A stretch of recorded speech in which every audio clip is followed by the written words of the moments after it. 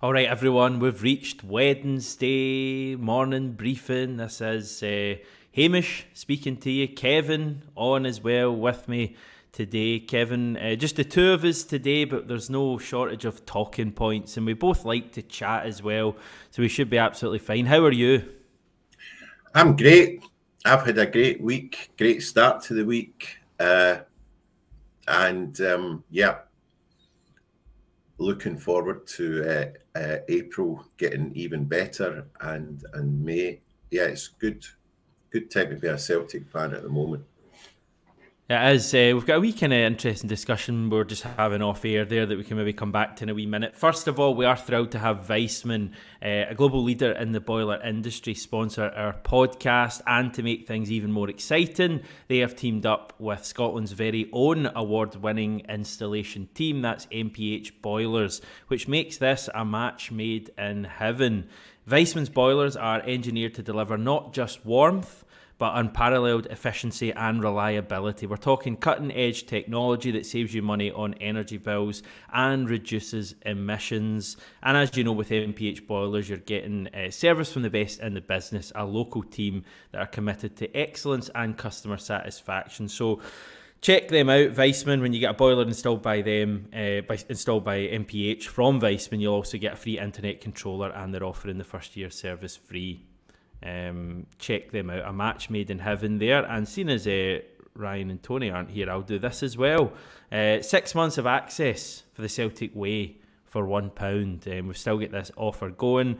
And if that wasn't enough, you get a free Kyogo Furuhashi print from renowned football artist made by Frankie. I think the offer is going very well. Lots of you signed up, and it's much appreciated. But any inquiries you have, direct them to Ryan, please. He's the man. I don't really know exactly what's happening there, but definitely sign up. Right, Kevin, we were just chatting about the fact that this may turn out to be a brilliant season for Celtic, and there's work to be done. I think where 7 wins would be needed, potentially, to win a double. But I think I've noticed a bit of a sea change in the mentality of the Celtic support and how we're all feeling. It's been a season that's been difficult overall, but I think everyone's suddenly feeling quite good. Yeah, that was a great wee Brucey bonus at Ross County at Dingwall at the weekend, with our closest rivals getting well turned over by an excellent Ross County side. But also Celtic played very well for most of the game against St Mirren, and a 3-0 victory against St Mirren would sometimes often seem routine. However, St Mirren have been excellent this season, and at the game on Saturday, you know, their organisation, their fitness, their discipline, their tactical nous was very evident in the first half, and shows you what a great job their manager has done with them. But the most pleasing aspect of that game for me, and I think this bodes well for the rest of the season, is how up for it Rio Hatate is. We know that he is probably the most naturally gifted footballer in at Celtic, and probably in Scotland. But I'd harboured some doubts after his return from injury, because the last time that he'd been out for a while, it'd taken him a bit of time to get up to speed. But that hasn't happened this time. Against Livingston for an hour, against Rangers, he was the best man in the park, and he continued that on into St Mirren. And he just has an awareness and you know, a flow. He basically makes Celtic flow. And this is happening just at the right time. And now we're sitting with us 4 points ahead of Rangers, who have more away games than us. And we've got a superior goal difference, and we've got a big Hampden semi-final to look forward to. And it seems incredible, given the tone and the nature of our podcasts over the season, which, you know, have been a bit gloomy, expressing regret, sometimes outright despair at the obstacles some of them self-inflicted to Celtic's progress this season. That here we are again, as Brendan Rodgers said last week at the business end of the season, and Celtic come alive as they tend to do when it comes up to the split and there's something to play for. I think he's really coming into his own at the moment, and he has been over the last few weeks. And I'll be honest, I've kind of doubted Brendan Rodgers a bit this season. I've doubted this team. I want to just reiterate, nothing has been won yet. We've still got a lot of hard work ahead of us, and I just want to absolutely put that point in bold.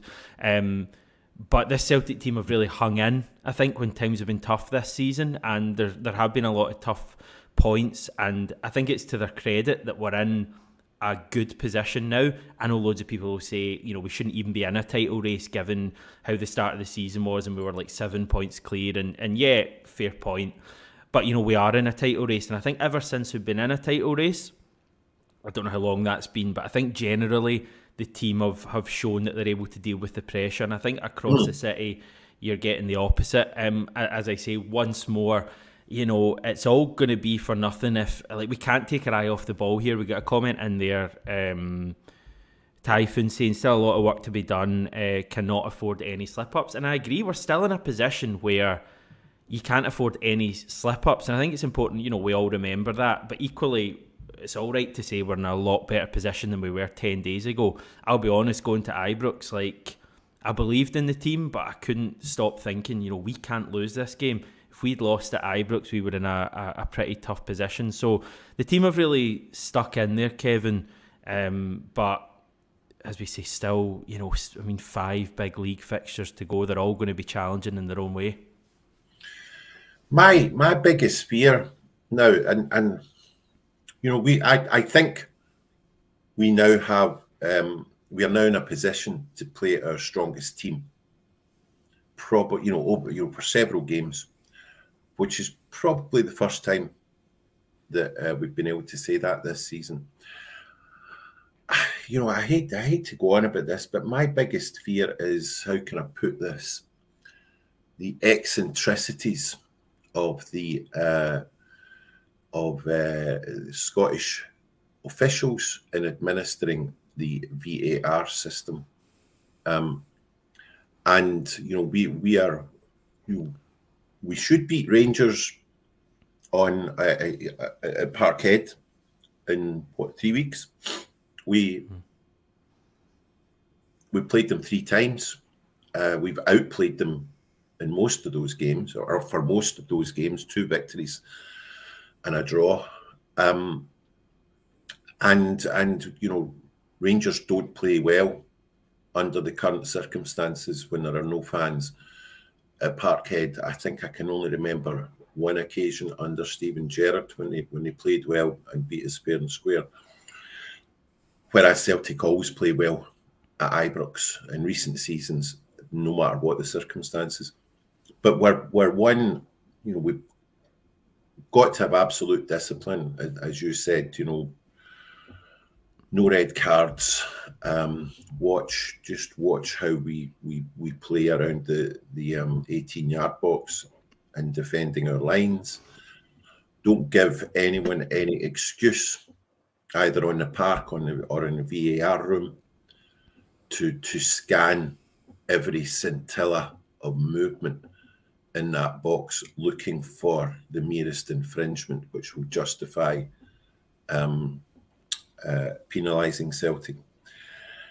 And yeah, these 5 games, I like the split. I've got to say, I know it's detractors. I like the split. It makes every game meaningful. I know it might not make it that meaningful for the teams in 4th or 5th who have run their race and who are just delighted to have got into the top 6. However, they're getting 2 guaranteed big crowds, one against us, one against Rangers, if they happen to be it. They will have that opportunity. But it means that all our games are big games. And I've got to say, and again, this might be an unpopular opinion, but if you look at the progress of the likes of Kilmarnock and St Mirren, they're playing out their skins. They're playing really good football. They're being very, very well coached. They're better. Kilmarnock and St Mirren are much better, much more organised than they were, 2 or 3 years ago. They will be worthy opponents, and they are capable on their day, if we're not at it, of taking points off us. So none of those fixtures are gimmies, and it's great. It's great for the just for the league, for the spectacle.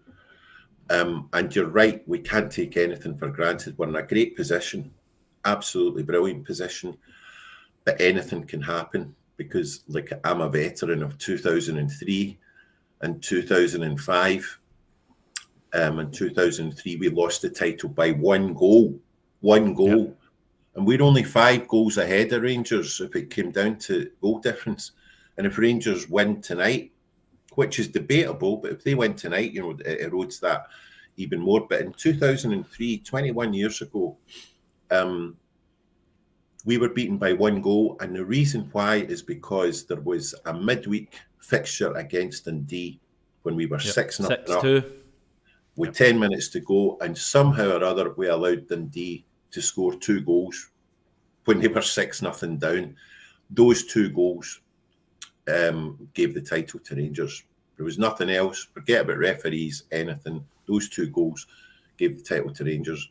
And then, of course, in 2005, we're a goal up at Fir Park with about 10 minutes to go. The title was in the bag, and Scott McDonald pops up and scores. And sadly, I have to say this, that was down to Martin O'Neill not making the required substitutions and freshening up a team that was out on its feet. However, I'm only saying that because it shows that we can't take anything for granted. We're up against good teams. Anything can happen. I'm just delighted to be in this position at this stage of the season.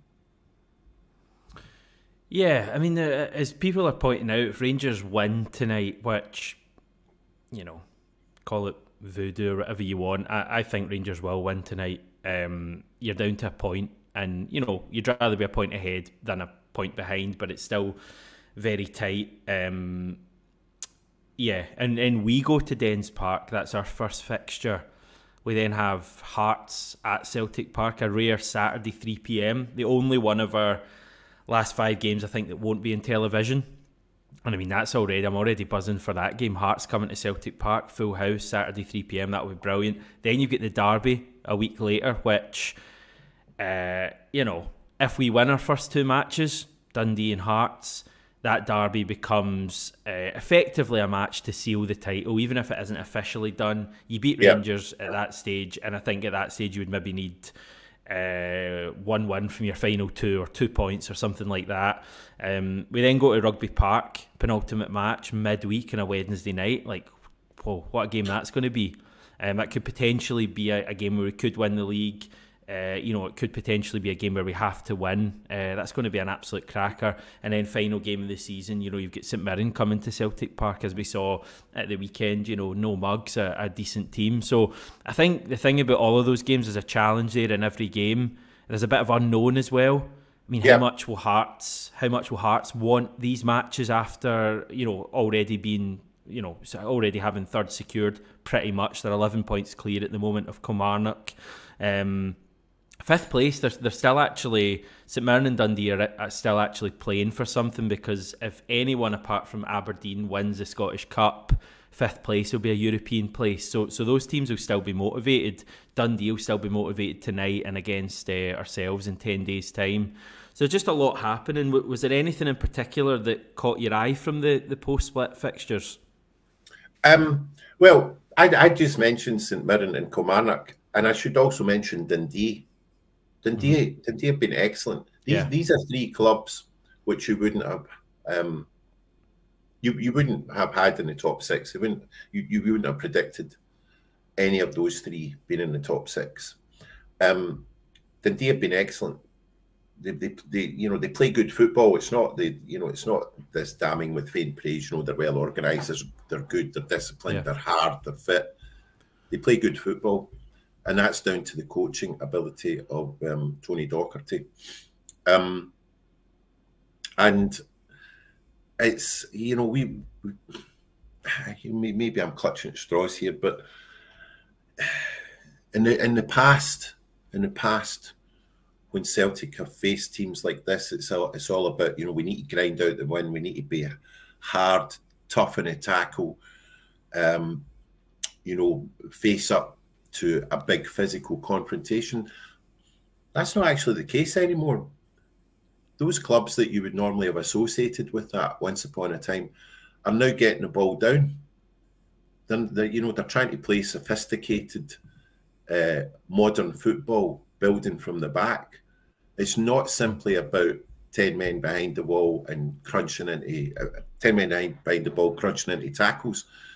St Mirren, as have Dundee, they defend. There's a strategy to their defence, and they pick they all pick their moments to attack, as we saw Ross County do against Rangers on Sunday. It's not just hear 'em, scare 'em, hanging on for dear life. There's a new cast of managers in Scottish football who are, at long last, I think, trying to adopt modern, sophisticated, easy on the eye football, and who will try and pick their moments when they play against Celtic and Rangers. And that's what I think that makes these post-split fixtures even more eye-watering. And look, I love a good semi-final. We have got a phenomenal record at Hampden in the last 8-9 seasons. Absolutely phenomenal. I think, am I right in saying our only defeat was the 2-1 extra time by Rangers? Yep. Where in my opinion, certain Rangers players were allowed to, were basically adhering to a different set of rules than Celtic, and Bobby Madden was allowing all sorts of challenges to go unpenalised, which I think hindered Celtic.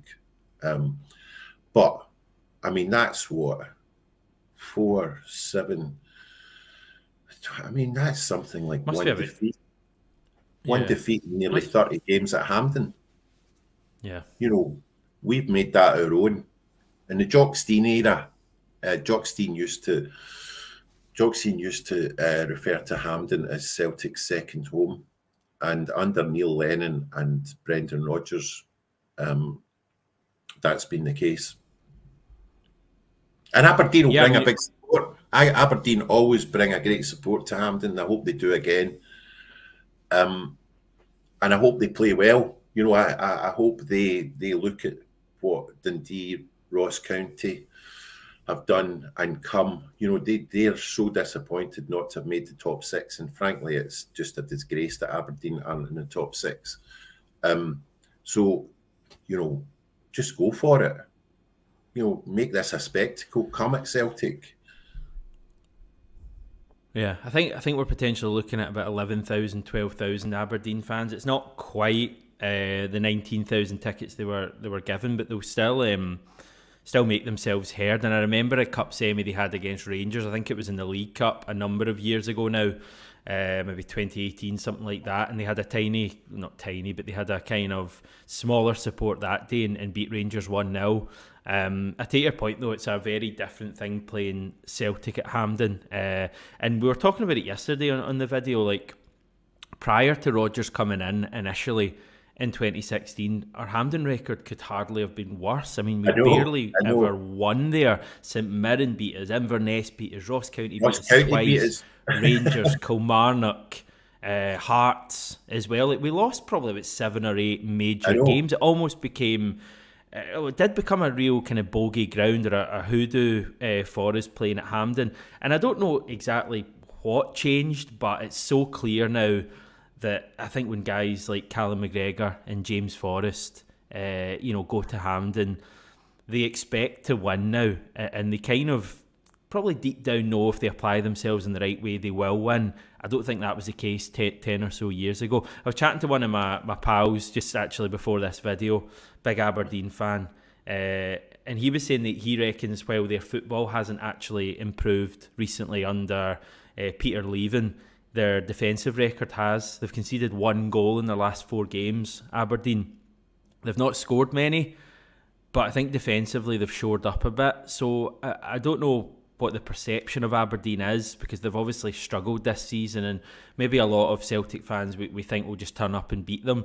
I think it might be a tricky one on Saturday. I think they might be a bit better, better than maybe some of us are giving them credit for. They still get someone like Miovski, who's only scored 1 goal in his last 10 matches, but you still know you can't give him a big chance. But I agree. Miovski has gone off the boil, but by all reports, he's in the last 2 or 3 weeks, he's coming back onto form. I think he scored again. I think he scored the other week, and he's an excellent player, and he will relish.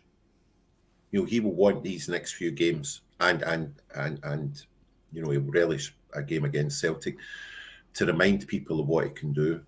And I hope nobody starts going on about, if Aberdeen only bring 12,000 fans, they're not in tight, if they ever meet them in a final, or the usual debate that comes when it comes to the allocation of tickets at finals. You've got to take into account the economic circumstances, the fact that Aberdeen fans are having to make a 300-mile round journey to come to Glasgow for a 12:30 kickoff. If they bring 12,000, they'll make a lot of noise. That's great. And I hope nobody talks about, the empty seats and how they can't fill it. Fans of Aberdeen have got a far more challenging travel schedule than anybody else in the top flight. I'm out with Ross County, but I'm talking about scale, the supporters that they have. So, let's hear nothing about that. I just hope they choose to kind of make a game of it and come at Celtic. And, you're right. Their defence has been disciplined. They will be... What I think makes them potentially more dangerous on Saturday is the fact that they will be smarting from not having made the top 6. That's unacceptable for a club like Aberdeen. It's unacceptable to their fans. But what better way of recovering some of that pride and restoring the faith of their supporters than beating Celtic and getting into a Scottish Cup final? So they will be dangerous. They'll be dangerous, and I'm taking nothing for granted on Saturday. Yeah, I think it's going to be a tough game. Hampden games rarely end up in thumpings. They're normally relatively tricky. I just think it's going to be nice this weekend just to take a slight break from the league. I think the pressure's obviously still going to be there, but I guess it's a different kind of pressure. And yeah, just looking forward to it. I'm going to go through a few comments just on different things we've spoken about so far. Dennis saying Rail is making a real difference now. Just thought that first goal he scored on Saturday was sublime. It was Luka Modric-esque outside of the right foot, wasn't it? Yeah. Yeah, GG saying time for Palma and Yang to step up. Had a wee debate with one of my Celtic supporting pals earlier about who comes in on the left-hand side for Dyson Maeda this weekend. Now, I think James Forrest for me would be the choice. He reckons Lewis Palma. He reckons there's been a fair bit of criticism of Palma that's been quite harsh. He mentioned the fact that Palma was one of our best performers in the UEFA Champions League a number of months ago. Who do you think should come in? You can throw Yang into the mix as well if you want. I think Yang's been pretty solid. He's been pretty good by and large.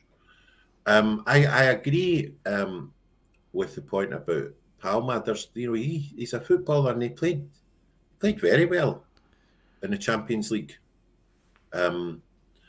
he turned up. He felt you felt he felt he belonged on that stage, and he still got a bit to prove.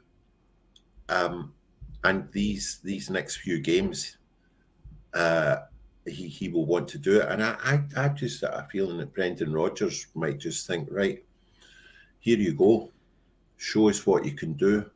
There's cups on the line here. There's silverware. These are big games. We're coming into a nice part of the year. The playing surfaces will be good. It's all there for you. I thought James Forrest did well when he came on against St Mirren, and yeah, I mean, you know, you're Brendan Rodgers and you're thinking, well, James Forrest loves Hampden. Yeah, He just, you know, every time James Forrest visits Hampden, we end up getting a cup, just about, and he scores at Hampden.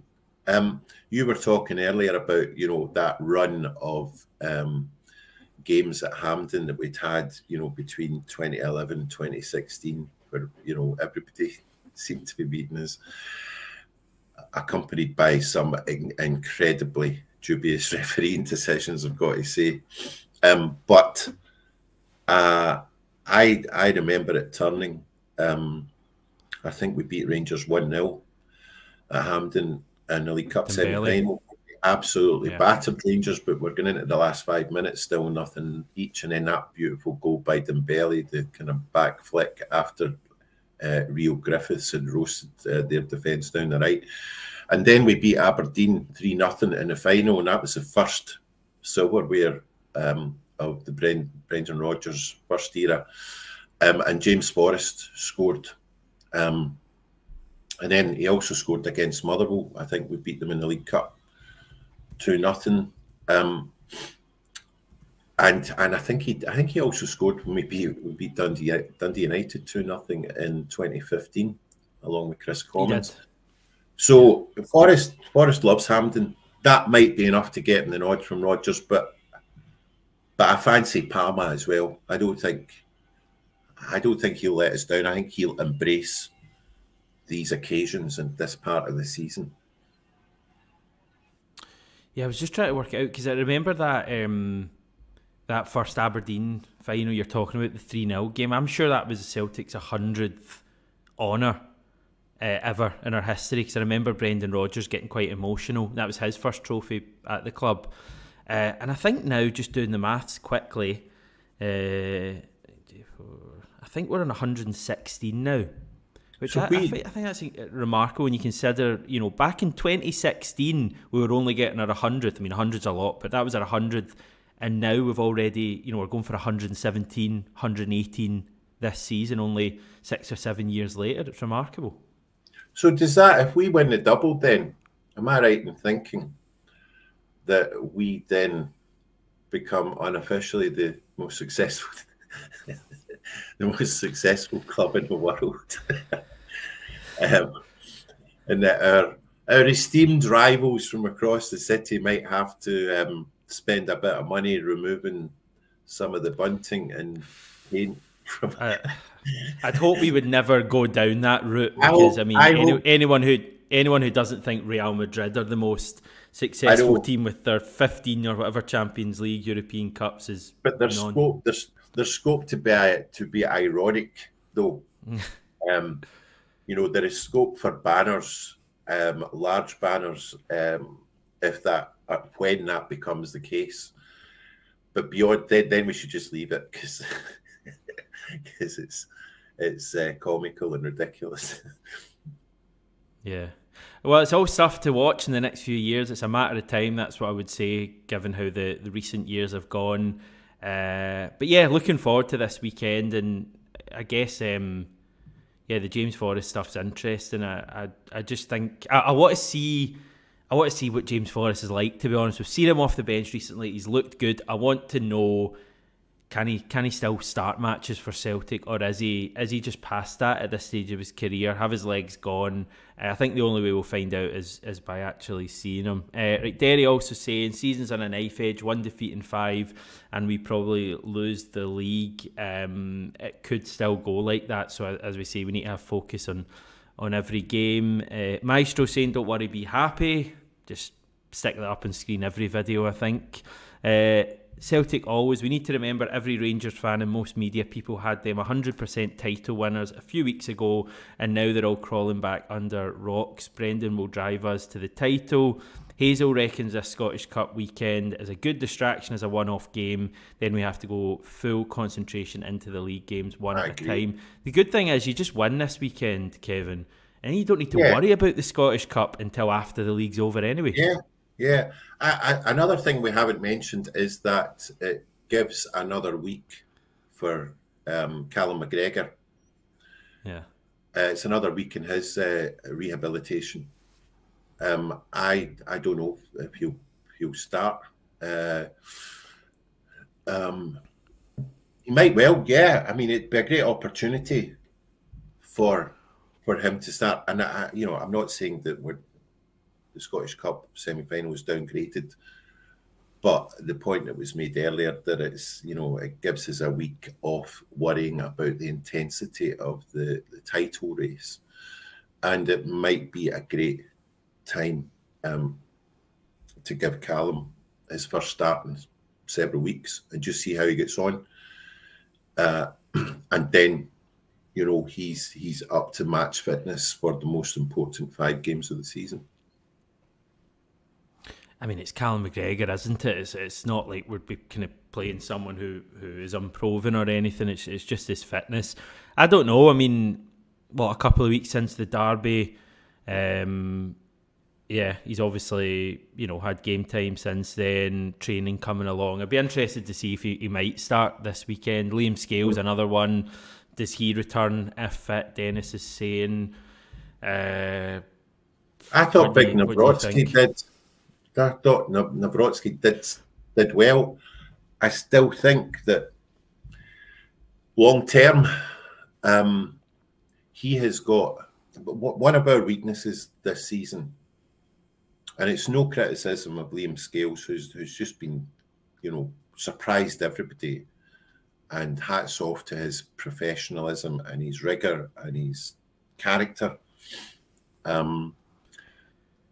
But as was evident against St Mirren, Nawrocki has got an ability to bring the ball out of defence in a way that maybe Liam Scales finds more challenging. And I think his passing range, Nawrocki's passing range is better. When Celtic face a high press, and that's, a lot more teams in Scotland are adopting that, and if we still want to be playing it well out from the back, then Nawrocki's, I think, might have that skill set to do that. But of course, the question I remember you asking, you mentioning this months ago, Hamish, that for our most expensive signing, what is it that Brendan Rodgers didn't like? What was it? Because he's seen him every day in training. What was it that that consigned him to the outer fringes of the first team squad? And there's always that in the back of your mind. Yeah, I mean, we'll wait and see what the script is with Liam Scales. I'm quite relaxed about that. If Scales isn't fit, I think Nawrocki's fine. I personally feel Nawrocki is the option I'd like to see. I'd like to see sign a centre-back in the summer. I can't help but think, imagine we were able to sign a centre-back as good as Cameron Carter-Vickers to partner Cameron Carter-Vickers. I mean, we'd be unstoppable. I know. But I guess that's if it was that easy, we'd just go and do it. But would be amazing if we got someone as solid as him next to him. just finally, Francis saying, I'm looking at it one game at a time. Every single game left is important. We can't take our eye off the ball for a second in any of the last 5. I'm very much one game at a time as well, apart from when I'm looking further ahead, which is quite often, to be fair. My ball, every game is a cup final, apart from this weekend, I guess. We have the players that have seen it and done it. We need them and us fans to unite to win the league and Scottish Cup. Right, thanks everyone for watching, interacting, and yeah, we're slowly getting towards the weekend. Kevin, thank you for your time once again. We'll catch back up with you next week. All eyes on Dens Park tonight, I guess. I guess most of us will be watching that. We could admit that, can't we? We don't need to try and act cool here. We'll probably be watching and hoping for another slip up. But the good news is that if there is no slip up and Rangers win, they'll still be behind us tomorrow morning. Just one final shout out for this offer we've got going as well. 6 months of access for the Celtic Way for £1, plus a free Kyogo Furuhashi print from renowned football artist made by Frankie. There we go. Right, thanks everyone for tuning in. Chat to you this time tomorrow.